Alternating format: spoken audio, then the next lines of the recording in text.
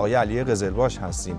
آقای قزلباش عرض سلام دارم. آقای زاریان، مثل که همین دیروز بود که ما داشتیم صحبت می‌کردیم در مورد این فوتبال که این لیگ شروع شده، مسابقات شروع شده، باید آستانه تحملمون رو باوریم. خیلی زود گذشت و الان شده نیم فصل و اون آستانه تحملمون و در مورد این که می‌خوایم صحبت کنیم، یک بحثی امروز اومده وارد ورزش شده که این بحث اصالت و ذاتش یک مسئله رسانه‌ای است به نام دروازه‌بانی خبر. این دروازه‌بانی خبر چیه؟ این وظیفه باشگاه‌هاست، تیم‌هاست. موقعی که یک اتفاقی در درون تیم اونها حاصل میشه، رخ میده و موقعی که این خبر اگر بیاد بیرون به منافع و مصالح تیمش ضرر بزنه، ما باید در مقابل اون دروازه‌بانی کنیم، باید در مقابل اون جلوگیری کنیم. ما عضو باشگاه فولاد نیستیم و عضو باشگاه تربیت هم نیستیم، سنگ آهن هم نیستیم. خدمت شما عرض شود که اما خودمون جدا از اونها هم نمیدونیم و الان به هر حال ما تو رسانه ملی که اومدیم صحبت کردیم به عنوان یار 12ام تو رسانه همیشه یار اونها بودیم و خیلی مواردم بود که ما دروازه‌بانی خبر کردیم. مثلا گفتیم تا 8 هفته ما اومدیم تو برنامه اینجا، برنامه رادیو، اصلا مسائل فنی رو خیلی باز نکردیم، مثبت صحبت کردیم. با خاطر این دو تا تیم نماینده شهر ما هستن. بنابراین الان گذشته، الان نیم فصل تموم شده، تو یک فضای آرومی هست. تیم ها دیگه اون شدت و اون چیزها رو ندارن. ما باید بشینیم با هم در مورد مسائل فنی صحبت بکنیم. تنش‌ها کمتر هست. بله، به خاطر اینی که الان من اگر فرصتی داشته دارم در رسانه ملی صحبت میکنم، اگر بشینم اینجا فقط بگم به به همه چی خوبه، همه چی عالیه، یه وقت چون ما امین مردم هستیم. اصلا رسالت برنامه ورزش تابان همینه که نقد سازنده و منصفانه داشته باشه، در کنارش پیشنهاد اجرایی و عملی هم ارائه بده و به عنوان یار کمکی حالا نه فوتبال، تمام رشته ها. دقیقاً همین هست. من میخوام بگم که اگر که چون مردم رسانه ملی رو معتمد خودشون میدونن، اگر من بشینم اینجا امشب بگم همه چی خوبه، مردم شاید بگن که چطور خوبه، مثلا سنگ آهن این وضعیت رو داره و فولاد این وضعیت داره. ان شاءالله بشینیم با هم صحبت بکنیم و خیلی صادقانه ان شاءالله بدون رو دربسی با هم صحبت بکنیم. ان شاءالله. حالا دیدارهای تدارکاتی نیم فصل فولاد که فعلا خبری نیست، ولی 1-0 سنگ آهن هفته گذشته از پرسپولیس شکست خورد، ولی 2-1 پیکان رو شکست داد. انشالله که روحیه تیم هم بهتر باشه و تصاویر رو میبینیم و برمیگردیم بحث رو با آقای قزلباش پی میگیریم.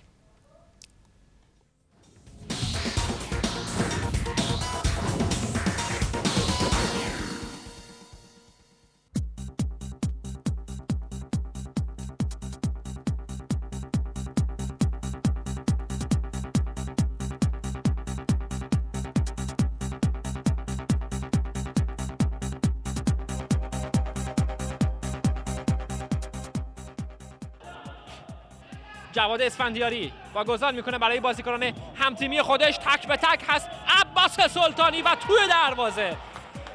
توی دروازه آیت آیلی توپ رو جمع میکنه. ابوترابی فرصت برای بازیکنان پکیج ایساتیز و آفرین به بهرام نوشی که کارا به تساوی میکشونه. بهرام نوشی موقعیت برای بازیکنان تیم این طرف، فرصت و توی دروازه موقعیت برای بازیکنان تیم پکیج ایساتیز تمام هست. 3 ثانیه و این هم گل چهارم عباس سلطانی خودش رو 2 گله میکنه. آقای میرزایی سلام، خسته نباشید. بازی خونگی رو واگذار کردید. بفرمایید که برای نیم فصل چه برنامه‌هایی دارید؟ آیا بازیکن اضافه میشه نمیشه و چه هدفی رو در نیم فصل دوم دنبال میکنید؟ بسم الله الرحمن الرحیم. من قبل از تشکر میکنم از حضورتون. عرضم به حضورتون که خب بالا همونطوری که در جریان هستید، ما تنها تیمی بودیم که 6 روز وقت داشتیم خودمون برای لیگ 1 آماده کنیم، در صورتی که همین تیم صدر را 6 ماه قبل از شروع بازی‌ها تمرین کرده و خب این تیم علی‌رغم اینکه موقعش تو جدول خوب نیست، ولی من فکر می‌کنم پرمهره ترین تیم لیگ 1 بود. خب بازیکنایی بودن که مثل آقای رئیسی بازی در لیگ آلمان، حتی بازی ملی داره این بازیکن. به هر حال به تیمی باختیم که من فکر می‌کنم که برتر خود ما بود.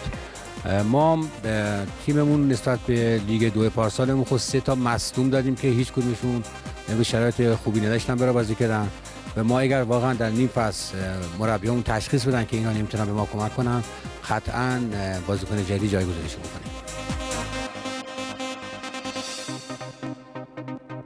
انشالله در ادامه مسابقات وضعیت بهتری پیدا بکنه پکیج ایساتی، ضمن اینکه اولین فصل تجربه حضورش در لیگ دست اول هست. یه خبر خوش فوتبالی داریم از فوتبال ساحلی. محمد علی مختاری بازیکن فوتبال ساحلی گلساپوش آقای قزلباش به عنوان فنی ترین بازیکن مسابقات چهارجانبه فوتبال ساحلی برزیل انتخاب شده.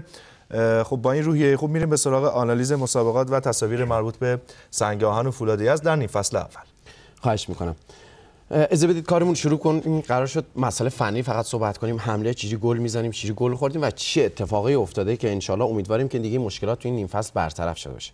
اجازه بدید چون موقعیت فولاد ما یه مقدار ویژه تره از فولاد شروع بکنیم و از بحث سیستم شروع کنیم. نکات مثبت در مورد تیم فولاد زیاد هست. من اجازه بدید که از اونها یه مقدار چون محدودیت زمانی داریم فاکتور بگیریم. تو این هفته خیلی در موردش صحبت کردیم، در مورد ویژگی‌های تیم فولاد.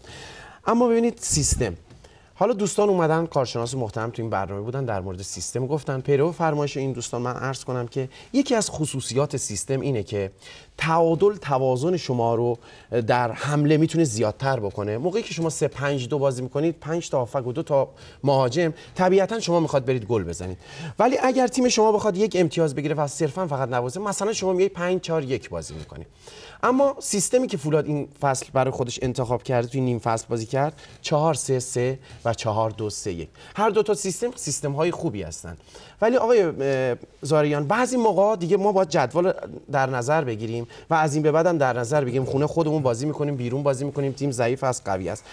اگر که من فکر میکنم که تو بعضی از مواقع ما به هر حال الان 14 جدول هستیم متاسفانه دیگه، بنابراین هیچ نتیجه‌ای بهتر از برد برای ما نیست. یعنی چیزی برای از دست دادن نداریم. الان از دست دادن نداریم و باید بگیم در نیم فصل دوم از هر بازی انشالله ما باید 2 امتیاز بگیریم که انشالله تیممون تثبیت بشه و بمونه. حدوداً میگم خدمت. پس باید ریسک بیشتری بکنیم. باید ریسک منطقی کنیم. آفرین. باید ریسک منطقی کنیم. اما اگه دوستان الان تصاویری که آماده کردیم لطف کنن نشون بدن، ما روی تصویرها هم صحبت بکنیم. که من عرض بکنم آقای قزلباش دیروز از چندین ساعت وقت گذاشتن به همراه تدوینگر محترم برنامه بزرگزاده و این تصاویر که چند دقیقه تقدیم حضورتون میشه ساعت‌ها زحمت کشیده شده. خواهش می‌کنم. اگه آقای مرداد مولایی لطف کنه دوربینش این ورتر من تصویر مانیتور رو ببینم. ببینید اینجا تو این تصویری که شما می‌بینید این سیستم یکی از این سیستم‌های 4-2-3-1 و از 4-3-3 که گفتم باز این 4-2-3-1 اون خط آبی که شما در تصویر دارید مشاهده می‌کنید 4 تا دفاع هست و اون 2 تا بازیکنی هم که با خط مشکی مشخص شده 2 تا هستن. ما داریم 4-2-3-1 بازی می‌کنیم. بله. ببینید یکی از بازیکن‌هایی که اونجاست یا رو با فلش مشخصه علی بیکه. ما گفتیم الان باید توازن رو ببریم در حمله. اما شما اینجا ببینید بازی که ما 14ام جدول